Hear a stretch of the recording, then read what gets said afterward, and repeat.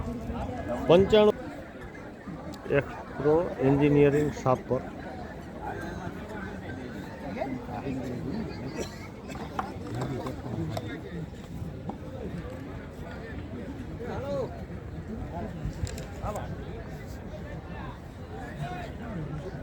ચાલુ થાય કહેજો. નમસ્કાર ખેડૂત મિત્રો, હું છું વિશાલ પટેલ, એક્સપ્રેસ એગ્રો એન્જિનિયરિંગ की तरफ से. આપણે તમને એગ્રીકલ્ચરને લગતા બધા મશીનરીનું આજે હું ડેમો બતાવું છું.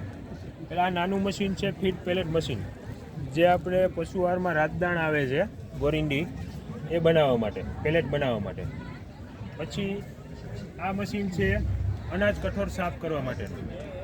આમાં તમે મલ્ટીપર્પઝ યુઝ કરી શકો છો. ઘઉં, બાજરો, જવાર, મકાઈ, કોઈ પણ જાતની જણસી છે એ બધા વસ્તુ આમાં સાફ થઈ શકે છે. મશીનમાંથી કાકરી અલગ થઈ જશે, ડાખરા, પૂતરા, પછી કોઈ રજકણ છે, ભકોટ, એ બધું ડસ્ટ કલેક્ટર આપેલું છે એના માટે, અલગ કરવા માટે. પછી આગળ 2 જારીવારનો ચાણો આપેલો છે, એમાંથી બધા ડાખરા છે, પૂતરા છે, બધું અલગ થઈ જશે. અને સારી ક્વોલિટીની જે જણસી છે, માની લો ઘઉં ચલાવો છો તો સારી ક્વોલિટીના ઘઉં એક તરફ બહાર તમે નીકળી શકે છે. પછી આપણે અનાજ કઠોળ દળવા માટે, અનાજ દળવા માટે ઘંટડી બનાવેલી છે, જે 5 હોર્સ પાવરની મોટર ઉપર ચાલે છે.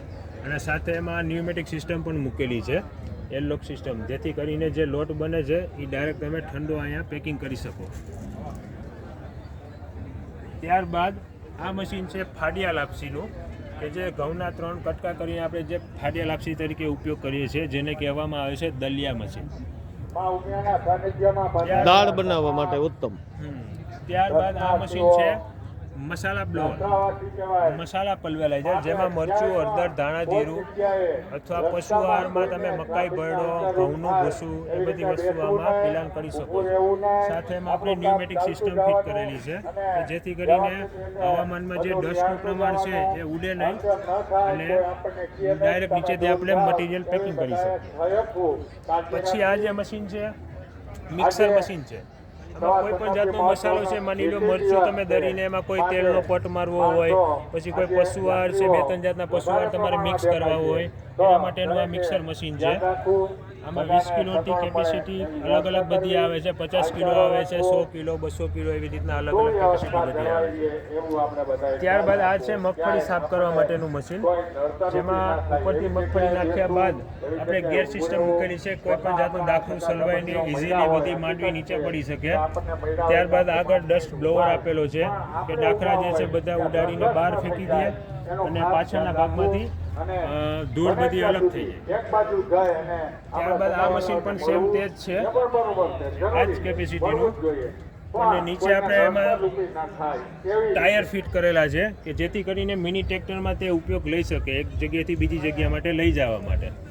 પછી ત્યારબાદ આ નવું મશીન આપણે લોન્ચ કરેલું છે, જે ડબલ ડિસ્ટોનર કહેવામાં આવે છે. આમાં તમે આ જે મશીન છે એનાથી ડબલ એવરેજ મળશે, કલાકે 70 ગુણીની એવરેજ કાઢશે. પછી ડાખરા છે, પોપટા છે, એ બધું અલગ થઈ જશે, કાંધાવાળો માલ. પછી પાછળના ભાગમાંથી માંડવી એકદમ ચોખ્ખી નીકળશે. આ બાજુ માંડવી એકદમ ચોખ્ખી નીકળશે, ડાયરેક્ટ તમે કોથળા પેકિંગ કરવા હોય તો કરી શકો છો. અને આ વચારેથી આપણે માંડવીમાં જે કોઈ પણ કાંકરા હશે, માટી હશે, બધું અલગ થઈ જશે.